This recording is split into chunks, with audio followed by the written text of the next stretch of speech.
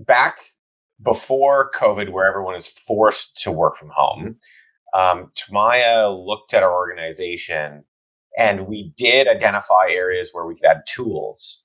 But even with the right tools, Mike, I apologize in advance, but it took some pushing, it took some coercing to get you to use the tool effectively, and everyone for that matter. So I'll give you a quick example. You can easily get everyone on Zoom, but if you have 3 or 4 people in a boardroom and 3 or 4 people on Zoom, you can easily have a distraction in the room, and the room can kind of take off with the meeting.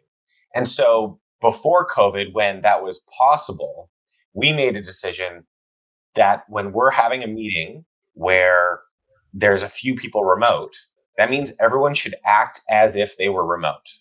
So even if we were in the same office and could go to the same boardroom, we all each went to our own individual computers, because that levels the playing field.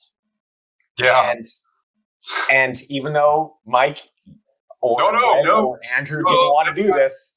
Let me add on to that. That idea came from Paul, one of our CEOs of one of our companies, and he ran a remote guy named Paul Laberge. It was a company called iCompass, ended up selling, successful exit. He was the one. He's my generation. We were sitting down at dinner and talking about how he had taken his company from where it was and selling it and making a bunch of money.